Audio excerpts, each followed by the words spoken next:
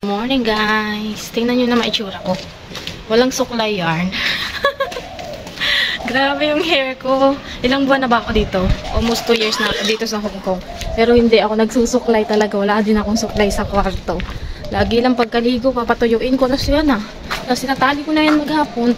Pero ngayon malamig kaya nilulugay ko na lang siya. Sobrang lamig ngayon. Umulan. Basang-basa ang sahig ko. Pero may pupuntahan tayo today. Sasama ko ulit kayo guys sa mga gala ko. Wow! Wala usok. Kita niyo ba? Hindi niyo kita? Nausok yung bibig ko. Ang lamig! Medyo malapit-lapit na tayo sa katotohanan. So, nilalakad ko kasi para makatipid tayo. Lakad-lakad lang ako papunta doon sa bus station. Bali, pag sumakay ako, $5 din siya guys. So, lakad-lakad na lang tayo. Nilalakad natin. Everyday na lagi yung nakikita sa vlog, diba? Kung maaalala nyo. Laging nandito tayo nagba-vlog. Nahihiya ako na nakaharap sa akin ng camera. Pag ganyan, okay lang. Kasi hindi nila halata. Kumbaga, nakaano lang yung kamay ko. Nakasimple lang. Tapos, tawag dito. Iniinda ko ngayon guys, yung ngipin ko. Mali kasi yung tubo niya. Minsan hindi naman siya nasakit, pero ngayon masakit siya ngayong araw kasi kumain ako ng biskwit na pasangat doon sa ngipin. Siguro gumagalaw. Nagagalaw yung ngipin pero hindi naman siya sira. Mali lang yung tubo niya guys. Kaso nga lang baka pagmulan na masira yung katabing ngipin kasi naiipit. Kita ko saglit no. So ito yung wisdom tooth ko dito. Dalawa. Mali, 'di ba dapat ang tubo pababa. Yung tubo nang nandito pa ganun. Ayan, hindi pa ganun. Tapos yung dito naman, 'di ba dapat pag ganon siya. Ang tubo niya pag ganon. So yung pinakangipin dapat nasa ibabaw. Nandito siya sa pisngi ko naka-pa-slant. So sobrang pag nagagalaw siya, pag nalalagyan ng pagkain, hindi mo malinis masyado. Tapos masakit siya pag nagagalaw. So kailangan ko ding paalis. Pag may pera na tayo, hindi ko na masabi sa amo ko at baka sabihin na naman magagastos na naman sila maigi sa akin. Kaya hindi ko siya sinasabi pa sa amo ko. Magsisimula na pala si Papa Alden doon sa ating bintana guys. Nakabili na sila kahapon nung namasyal sila doon sa Naga. Nagtanong sila ng mura-mura na tubular ba, nagagawing grills ng bintana. Ay nakabili na siya. Siguro mga 5 to 6 windows yung magagawa nung nabili niya. Mahal kasi hindi lahat malalagyan pa. So antayin pa yung sweldo ko bago magpagawa para dun sa bayad sa gagawa is galing sa sweldo ko guys. Paunti-unti, di ba? At least, ayan, materialis muna. Tapos, dyan lang yung materialis. Ano kaya kung kumpletuhin muna natin yung materialis bago tayo magpagawa? Para tuloy-tuloy yung gagawa ba? Para lahat malagyan na talaga siya. Hindi yung like ngayon, nakabili siya pang 5 bintana lang. So, gawin kaya natin na bilhin muna tayo ng panglahat ng bintana namin. 8 kasi lahat ng bintana namin 8 pieces. Tapos, may maliit kami na 3. Tapos ako 2. 4 pala. 4 na maliit. Tapos, yung bintana namin, pinakabintanang standard size is 8. Sobrang daming bintana. So, ayun. Bili muna siguro tayo materials. Ano sa palagay nyo guys? Para tuloy-tuloy ba? Para lahat malagyan na. Tapos, ngayong buwan, yung amo ko, magi-start na sila guys na magkaltas sa akin nung sa ticket papuntang Japan. Bale, $500 is 3,500 pesos. Dito sa Hong Kong dollar, 500. Bale, mag-start na sila ngayong January, nasahod ko, ngayong katapusan, hanggang April. Medyo matagal-tagal. Pero okay lang, February naman is may Chinese New Year. Baka may matanggap naman tayo sa mga ampaw ba, yung red packet na ibibigay nila. Kasi nung nakaraang taon ang natanggap ko nun, halos 7,000 plus pesos, 7,000 pesos din yun eh. So ayun, baka makatanggap din tayo this year, 'di ba? So bawi muna din. Tsaka mag-vlog na lang tayo ng mag-vlog sa Japan pagpunta para mabawi ko yung pamasahe. Okay lang, 15,000 makapunta ka na ng Japan, saan ka pa, 'di ba? Pero ang dami nagbabash sa akin dun sa Facebook, bakit ako pumayag. Kung hindi ako pumayag, baka daw libre pa nila ako kasi kailangan naman daw ako magtrabaho. Pero iniisip ko kasi hindi sila palaasa sa akin. So ayos lang din na makihati ako kasi hindi talaga sila palaasa. Wait. Okay, mag-MTR na lang ako guys. Longpeng Station. Sakay tayo dyan. Tapos bababa tayo ng Namchong Station. Tapos mag-change tayo ng another train papunta ng Tungchung. So 2 change lang ng train guys. Tara muna. Ewan ko magkano pamasahe. Kasi kung magbabas ako, tapos pagdating ko sa Central, sasakay naman ako ng 2 beses ng train. masyadong mahal. So, dito na lang isang bayaran lang. Mga 25, 26 ang pamasahe. Kanina pa ako nagtatakbo. Yung patakbo-takbo na lakad, inahihingal na ako. Wala naman akong hinahabol. Ba't ako nagmamadali? Baliw talaga ako. Relax. Ay, naku. Kanina pa, nagmamadali ako. Wala naman palang hagahabol. Wala naman akong kasama pa. Dito na tayo sa MTR. Ang kasama ko ay si Vanessa. Mamaya pa naman kami magkikita kasi may kamit up pa siya. Bali, doon na kami mismo sa may Cherry Blossom. Malapit magkikita. Tara, pasok muna tayo dito. Grabe, hiningil tuloy ako. Ewan ko ba ba't ako nagmamadali? Si Raul. Aga ng Cherry Blossom dito, winter pa lang. Meron na. Tapos 2 weeks lang siyang magtatagal. Hindi ganun katagal katulad sa Japan. Dito mabilis lang. Tara, magkano kaya? 617 pa ang laman. Nilagyan kasi ng amo ko kahapon ng 650. So, let's see.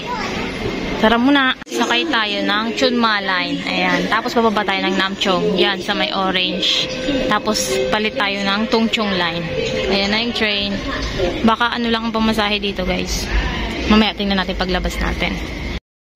Hindi naman kasi ako sinabihan na mag-OT ng amo ko. Ayoko naman na ako yung magsabi na gusto ko mag-OT. Pag kailangan nila ako. Kasi minsan wala namang ginagawa, guys. Pero mas maganda nga yun, diba? Ewan ko ba? Hayaan mo na. Magbablog naman tayo. May kita naman tayo. Kahit papaano, diba? Guys, watch nyo yung FB ko, FB Reels ko. Maganda. Araw-araw ako nagbablog dun. Kaso about sa pag-a-apply siya dito sa Hong Kong. Tapos ang daming views. Minsan naabot ng 1 million, 500k, 100k. Ayun, may mga mabababa din. Hindi naman lahat mataas. Lapit na tayong bumaba. Ayan, orange line na yan. Nilipat tayo dyan. Mga 5 minutes siguro. 5 minutes pa. Tumayo na ako kasi may matanda. Pinaupo ko muna. Ganun, dapat magbibigay tayo sa pag may nakita tayong mga matatanda. Uupuin natin. Tayo na lang tayo. Malakas pa naman tayo. Yan, Namchong. Kita nyo dun sa nakasulat. Next destination, Namchong.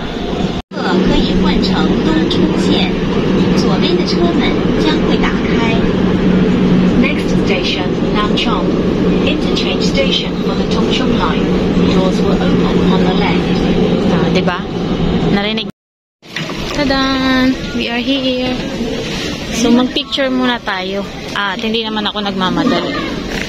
Ayan siya. Dito tayo pupunta. Sa dulo. Dun. Ilang station din pala yun. Nandito tayo. Namchong.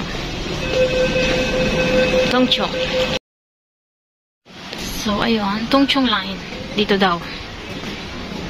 Turn right. Tumakyat ako sa taas, guys. Hindi ko alam. Pag akyat ko doon, nakita ko papunta pala siya ng Central. So, mali. Buti na lang hindi pa ako sumakay. Buti na lang binasa ko muna.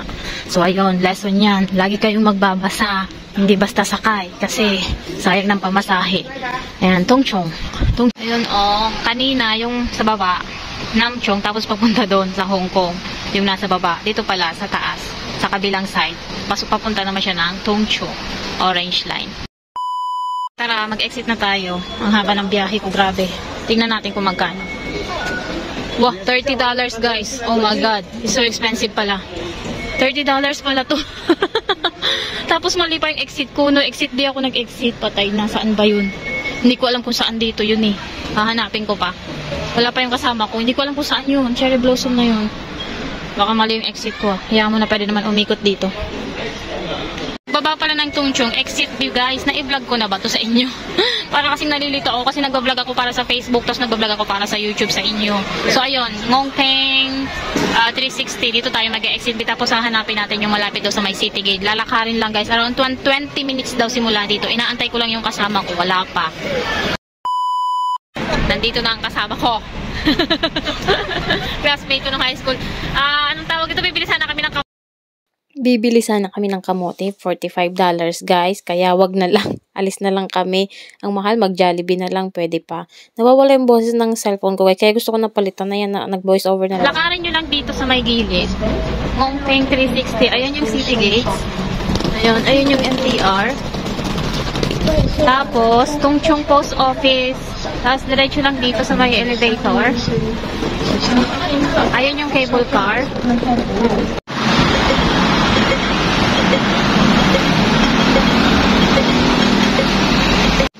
Ayan guys, oh, super pretty. Lalo na sana kung may araw ngayon. Kaso ang dilim. Gawa ng makulimlim, parang uulan na nga. Ayun, next week kasi baka hindi na tayo mag-off. Hindi tayo makapunta dito and wala nang cherry blossom, maglalaglagan na siya. Ayan siya. Tingnan natin itsura. Wow.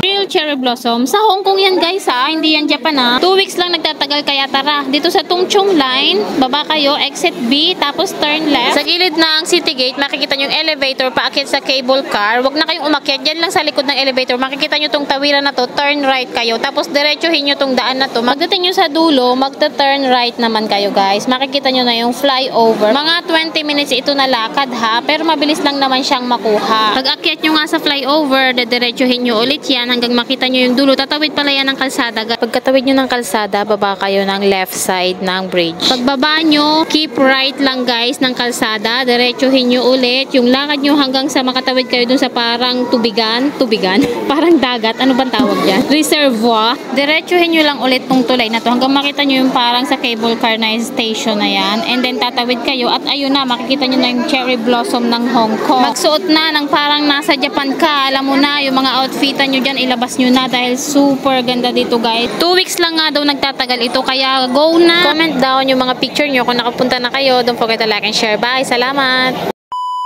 Sobrang lamig! Pinakamaaga ko tong uwi guys. Anong oras ba ngayon? 4 o'clock pa lang ng hapon, pero alas 2 nandito na ako, pero 4 o'clock tumambay pa ako doon sa mall na kinakainan natin dati. Tapos ngayon naglalakad na ako pa uwi dahil nilalamig na ako, hindi ko kayang tumambay sa labas ng matagal. Tatambay sana ako sa McDo kaso gagastos naman ako. So sabi ko, uwi na lang ako, sa loob na lang ako ng kwarto, mag-vlog.